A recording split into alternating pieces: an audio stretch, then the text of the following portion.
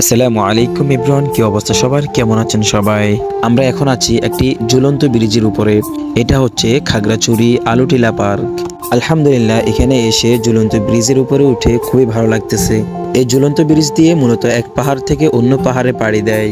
অবশেষে আমরা ব্রিজ পার হয়ে অন্য পাহাড়ে চলে এলাম। এই পাহাড়ের চূড়া থেকে নিচের ভিউটা আলহামদুলিল্লাহ অনেক সুন্দর।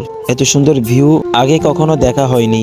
আপনি পৃথিবীর সৌন্দর্য উপভোগ করতে চাইলে আপনাকে পাহাড়ে উঠতেই হবে। পাহাড়ে না উঠলে আপনি পৃথিবীর সৌন্দর্য উপভোগ করতে পারবেন না। আর পাহাড়ে উঠতে হলে আপনাকে অবশ্যই 30 বছরের আগে উঠতে হবে। আপনার বয়স 30-35 হয়ে গেলে আর পাহাড় বেয়ে উঠতে পারবেন না। পৃথিবীর সৌন্দর্য উপভোগ না করতে পারেন তাহলে মানুষ হয়ে জন্ম নিয়ে কি লাভ হলো? এজন্য অবশ্যই বেশি বেশি ঘুরবেন, পাহাড়ি অঞ্চলগুলোতে ঘুরবেন, পাহাড়ের সৌন্দর্য উপভোগ করবেন। অবশ্যই আল্লাহ তাআলা সৃষ্টিগুলো নিজ চোখে দেখবেন। মাঝে মাঝে সময় বের করে অবশ্যই ঘুরতে বের হবেন। পাহাড়ি অঞ্চলগুলোতে ঘন ঘন ঘুরতে যাবেন। আল্লাহ তাআলা সৃষ্টিগুলো নিজ চোখে দেখবেন।